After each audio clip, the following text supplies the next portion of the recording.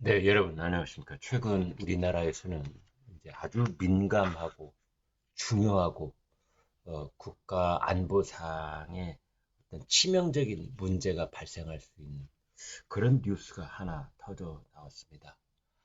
우리나라 국군 정보사의 그 비밀 요원들의 명단이 북한으로 넘어갔다라는 내용입니다. 여러분 혹시 그 영화 그 세이프 하우스라고 보신 적 있는지 모르겠습니다. 넷플릭스에 있습니다. 또 미션 임파서블의 또 시리즈물 중에 그런 이제 영화가 하나가 있는데 거기에 그 세계적인 테러 단체들이 천문학적인 숫자의 그 이 돈을 들여서 입수하려고 서로 수십 명의 인명을 살상하면서까지 그 손에 넣으려고 했던 것들이 사실은 정보기관의 그 블랙 요원들의 명단인 것입니다. 이것은 그 한나라의 그 어떤 정보기관의 그 마지막 그 비밀 정보라고 할 수 있는 것들이 그 요원들의 명단인 겁니다. 그 우리가 흔히 이런 말 하지요. 방공망이 뚫렸다. 지금 우리가 그 북한에서 미사일이 뭐 핵탄두가 뭐 장사정포가 수도권을 향해서 우리 대한민국 영토를 향해서 넘어올 때 이걸 어떻게 그 방공망으로 레이더로 막아내느냐 이제 이런 얘기를 하잖아요. 이것이 눈에 보이는 방공망이라면 우리 정보기관의 비밀 요원들의 명단은 눈에 보이지 않는 방공망인 것입니다. 근데 그 눈에 보이지 않는 방공망이 무너졌다. 이렇게도 볼 수 있습니다. 네, 알고 보니까 국군 정보사의 정보사령부의 준말입니다. 국군 정보사의 군무원이 중국 동포에게 요원 기밀 이것을 파일로 유출한 것이 아니냐. 지금 이렇게 보고 있습니다. 그런데 그 중국 동포가 북한의 정보원일 가능성이 높다. 우리 군이 영장을 신청했다는데요. 아니, 이렇게 어마어마한 일에 이제 영장을 신청을 해? 아니, 긴급 체포하면 안 되나? 이해할 수 없습니다.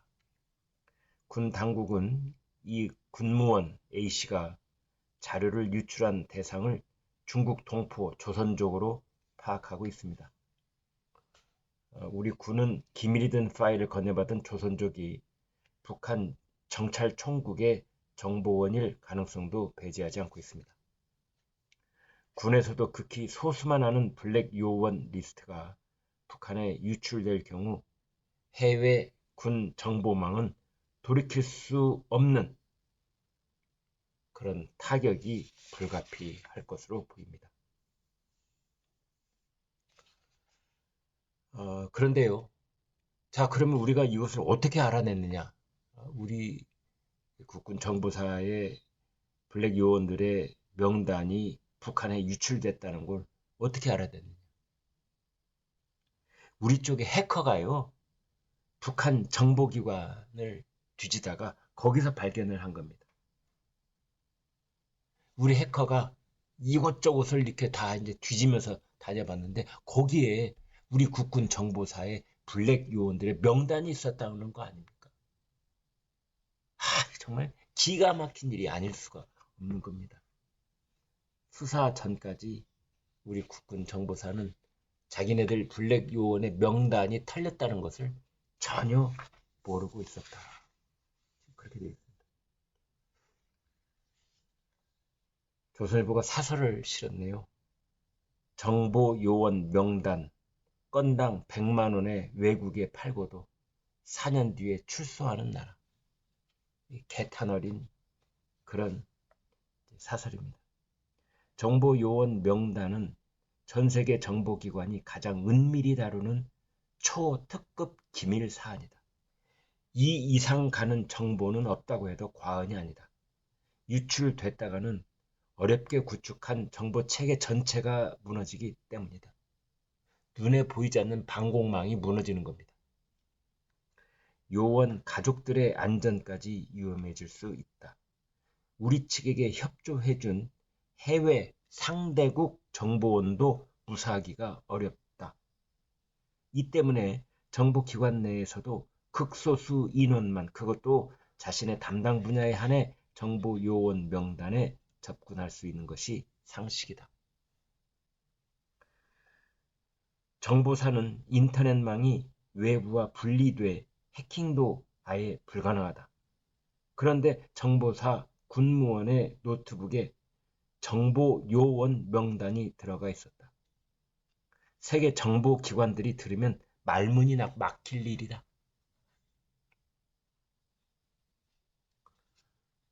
지난 2018년 정보사 공작팀장이 군사기밀 100여 건을 휴대폰으로 찍어 유출한 혐의로 구속 기소가 됐다. 기밀은 중국, 일본 정보요원에게 넘어갔다. 여기엔 중국에서 활동하던 정보사 비밀요원 5명의 신상 정보도 포함됐고 이들은 급히 귀국해야 했다. 그런데 동료 목숨이 걸린 군사 기밀을 넘기면서 받은 대가는 한 건당 100만 원 안팎이라고 한다. 이런 반역범죄가 5년간 지속됐는데도 정보사는 국정원이 통보할 때까지도 모르고 있었다. 당시 기소된 공작팀장은 징역 4년을 선고받고 복역 후 지금은 출소했다. 동료 목숨을 팔아넘기고 국가 정보망을 통째로 흔든 반역범의 형량이 고작 징역 4년이었던 것이다. 이런 일이 왜 발생했을까요? 정보기관이 무력화되면서 사실은 민주당이 지배하는 우리나라 국회가 북한의 70년 소원을 들어준 셈이다. 이런 얘기가 나오고 있는 것입니다. 북한이 해당 군무원만 포섭한 것인지 아니면 다른 연계고리가 있는지 수사로 밝혀져야 합니다. 이거 간첩인 겁니다. 한 사람만 있는 것인지 우리 국군 정보사에 있는 것인지 국정원에 있는 것인지 국교회에 있는 것인지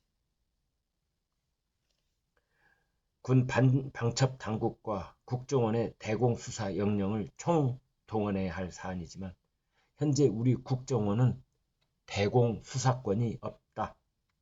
간첩을 수사할 권한이 없다는 뜻이다. 문재인 정부는 2020년 12월 국정원의 대공수사권을 경찰로 이관하도록 국정원법을 개정했고 올해 1월부터 경찰이 대공수사를 전담하게 됐다.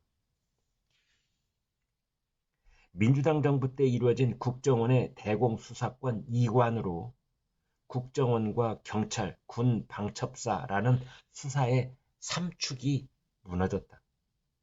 이병우 전 국정원장은 최근 회고록에서 재임 중에 검거했던 목사 간첩 사건에 대해 신학대학 사무실 컴퓨터로 대북 보고를 하던 현장을 검거했지만 민변의 종용으로 그는 묵비권을 행사했다고 했다. 조사가 미진한 상태에서 검찰로 넘겨져 그는 3년형을 받는데 그쳤다고 한다. 이병우 전 국정원장은 간첩 수사는 국정원의 정보 역량이 융합적으로 총동원돼야 진행할 수 있다.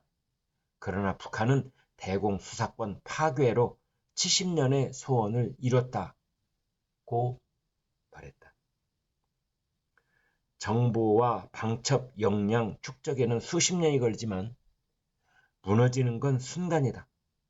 정보기관의 권한 강화는 중국, 러시아 같은 전체주의 국가뿐만 아니라 미국, 영국, 독일, 프랑스 등 자유국가들의 공통적 추세다.